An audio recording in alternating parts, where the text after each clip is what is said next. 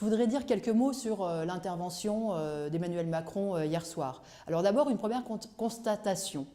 Eh bien, la mobilisation des Gilets jaunes, le rapport de force qu'ils ont réussi à construire depuis maintenant un mois, eh bien, a forcé Macron à reculer, voilà, à changer de ton, ça c'est clair, c'est net, et puis à faire quelques concessions, voilà.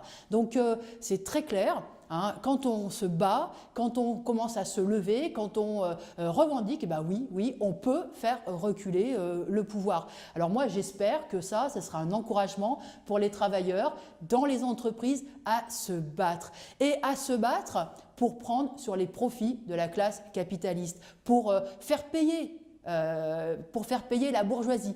Toute la question est là, et c'est d'ailleurs là-dessus que Macron se moque de nous. Hein.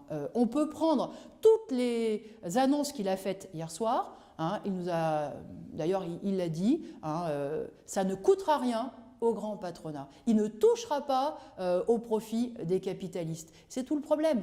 Alors, cette volonté-là, hein, de protéger les intérêts de la classe capitaliste, on la mesure avec son refus de rétablir l'ISF. Bon, l'ISF, il faut le dire, hein, c'est symbolique en réalité. C'est pas là que la bourgeoisie, elle ramasse véritablement les milliards.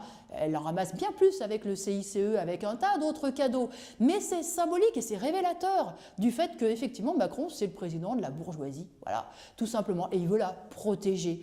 Alors, du coup, eh bien, qu'est-ce qu'il nous annonce? Il nous annonce l'augmentation de 100 € hein, pour les salariés donc, qui sont au SMIC. Alors ça, c'est l'arnaque totale.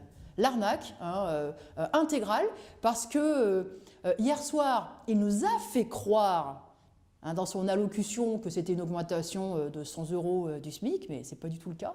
Hein. La réalité, c'est que c'est l'augmentation des aides sociales. C'est l'augmentation des aides sociales, puisqu'en fait, il va verser en un coup ce qu'il avait prévu pour la prime d'activité sur son quinquennat.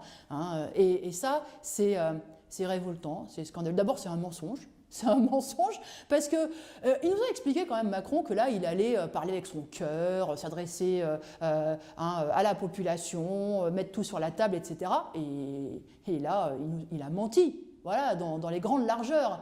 Hein. Et puis, autre chose, voilà, c'est que tout simplement, ceux qui sont sur les barrages, les gilets jaunes, les retraités, les chômeurs, les travailleurs qui sont aux gilets jaunes, ils ne veulent pas la manche.